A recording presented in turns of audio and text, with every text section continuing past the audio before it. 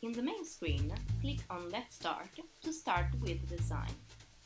After that, you can choose the power distribution system, the application in which you need to install the SPD, the area in which the plant is located, the board, and finally if you need a single-phase or a three-phase SPD. The design of the board has been done and you find the recommended SPD. By clicking on View Current Board, it is possible to see the choices made and to modify some of them if necessary. You can decide the number of SPDs. Then you can continue with design and choose to protect other boards which complete the plant. By clicking on Add Other Boards or End, you can find the list of the boards you have protected and the related SPDs. In this screen, you can also see the boards which are not protected yet. We remind that for a complete design, all boards should be protected. By clicking on the plus sign, you can add the board and protect it.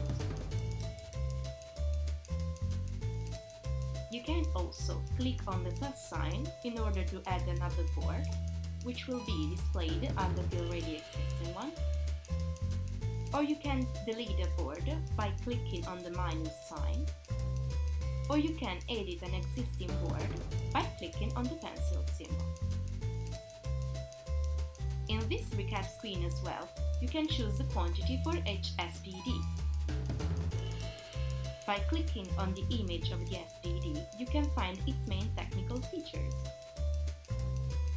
From this page, you can download the datasheet and the installation instructions. You can send the documents via email.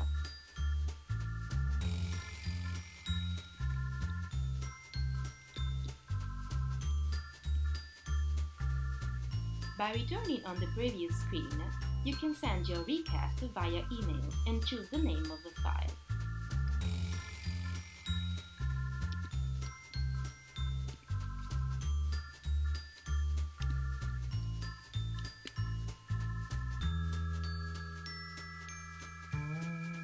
Or you can also download the PDF file on your device.